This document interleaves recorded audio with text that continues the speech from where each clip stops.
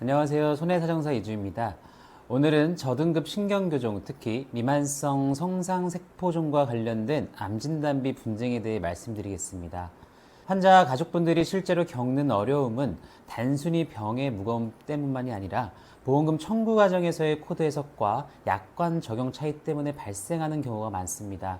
제가 드리는 말씀은 실제 현장에서의 사실과 경험을 토대로 정리한 정보이고 법률적 판단은 반드시 변호사 상담을 받으셔야 한다는 점을 미리 알려드립니다.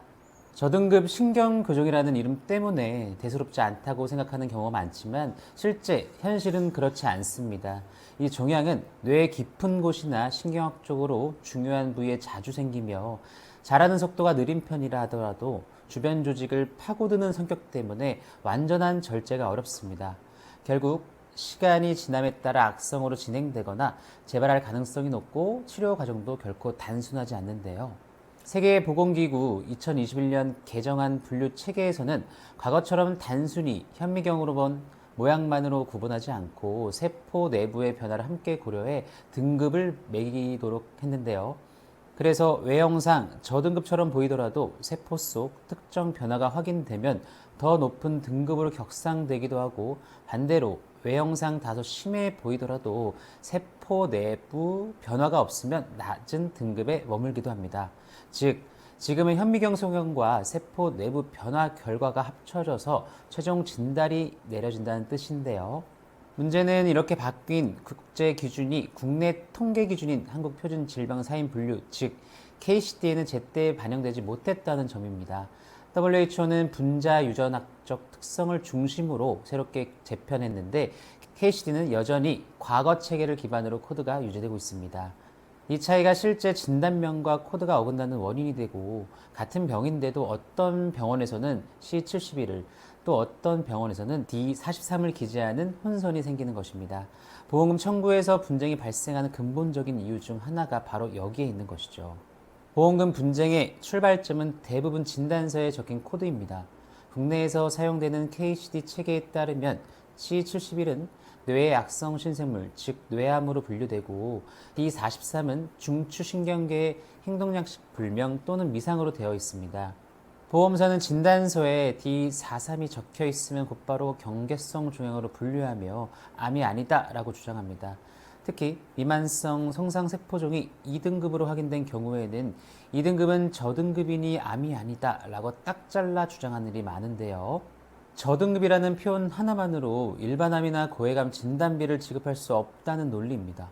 심지어 어떤 경우에는 진단서에 C71 코드가 적혀 있더라도 조직검사 결과가 2등급으로 나오면 여전히 암이 아니라고 축소 해석하거나 지급을 거절하는 사례도 있습니다. 보험사가 내세우는 논리는 단순합니다. 첫째, 진단서에 D43 코드가 적혀 있으니 이는 경계성이고 암이 아니다. 둘째, 2등급은 저등급이니 고해감은 물론 일반암도 아니다. 셋째, 조직검사가 없으면 확정된 암 진단이 아니므로 역시 암이 아니다. 이런 주장으로 보험금 지급을 막습니다. 표면적으로는 그럴듯해 보이지만 실제로는 최신 국제 분류 기준과 치료 현실을 반영하지 못한 단편적인 주장일 뿐인데요. WHO 분류 원칙에서는 미만성 성상세포종을 여전히 악성으로 분류하는 것이 일반적입니다. 하지만 국내에서는 KCD 개정이 늦어서 동일한 질환에도 불구하고 여전히 D43 코드가 붙는 경우가 많습니다. 이 불일치가 환자에게 불리하게 작용하고 보험사가 이를 빌미로 지급을 거절하는 것이죠.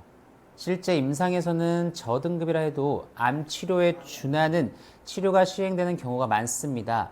수술 이후 방사선 치료와 항암 치료가 이어지는 것이 대표적이죠. 환자와 가족 입장에서 방사선이나 항암제 투여는 엄연히 암 치료입니다. 그러나 보험사에서는 2등급은 암이 아니다라는 기계적 논리로 대응하는 경우가 대부분인데요. 암으로 인정될 수 있는 조건은 분명 존재하며 병리학적 근거가 가장 중요합니다. 현미경으로 본 결과뿐 아니라 세포 속 변화를 확인하는 검사에서 악성 소견이 나오면 2등급이라도 악성으로 판정할 수 있습니다. 또한 영상검사 소견도 보조적 근거가 됩니다. MRI, CT 검사 등에서 주변 조직으로의 침윤, 경계가 불명확한 소견 등이 확인된다면 단순 경계성보다는 악성 가능성이 높다고 볼 수 있습니다. 치료 여부도 매우 중요합니다. 수술만으로 끝난 경우와 수술 이후 방사선 치료와 항암 치료까지 이어지는 경우는 명백히 다른데요. 후자의 경우는 암 치료에 준하는 강도라는 점에서 강력한 근거가 될 수 있습니다.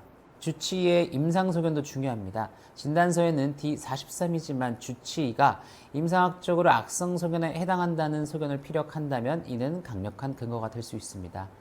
또한 보험가입 시점 역시 중요한데요. 2008년 이전에 체결된 일부 계약은 당시 분류 체계가 단순해 경계성 종양도 암으로 인정되는 경우가 있습니다. 따라서 가입 시점에 따라 결과가 달라질 수 있다는 점도 꼭 기억하셔야 합니다. 실제 사례에서도 이런 차이가 결과를 바꾸었습니다. 미만성 성상세포종 2등급으로 진단을 받고 수술 후 방사선 항암 치료를 받은 환자가 일반암으로 인정된 경우가 있었고 1등급 모양세포성 성상세포종 환자도 2007년 가입 계약이라 과거 약관의 적용으로 암 진단비가 인정된 사례가 있습니다. 또 조직검사를 할 수 없었지만 영상검사, 임상소견, 치료기록을 모두 제출해 지급 거절을 뒤집고 암으로 인정받은 경우도 있었습니다. 결국 중요한 것은 코드 한 줄이 아니라 전체적인 근거를 종합하는 것인데요. 보험금 청구를 준비할 때는 철저한 자료 정리가 필요합니다. 병리 검사 결과지를 토대로 종양의 특성, 세포 내부 변화 등을 확인해야 하며 영상검사 결과를 통해 종양의 침현 여부 등을 역시 고려해야 합니다. 이뿐만이 아닌데요. 수술 기록, 방사선 치료 계획 및 용량, 항암 치료 횟수 등 역시 꼼꼼히 검토해야 합니다. 만약 조직 검사를 하지 못한 경우 등 특수한 상황이라면 담당 의사의 면담을 통해 임상학적으로 악성을 볼 수 있는 소견 등이 필요하죠. 많은 환자분들이 D43이면 끝 아닌가요? 라고 묻습니다. 하지만 그렇지 않습니다. 다른 근거가 충분하다면 암으로 인정될 수 있습니다. 반대로 C71이면 무조건 안전한가요? 라는 질문도 많은데 꼭 그렇지도 않습니다. 보험사가 중요하게 등급이나 다른 이유를 들어 감액을 시도하는 경우도 있기 때문입니다. 조직검사를 못했는데 방법이 없나요? 라는 질문을 자주 받는데요. 일부 약관은 임상진단을 인정할 수 있도록 되어 있기 때문에 영상과 치료기록, 주치의 소견을 보완하면 가능성을 높일 수 있습니다. 결론적으로 보험금 분쟁은 코드 싸움이 아니라 근거 싸움입니다.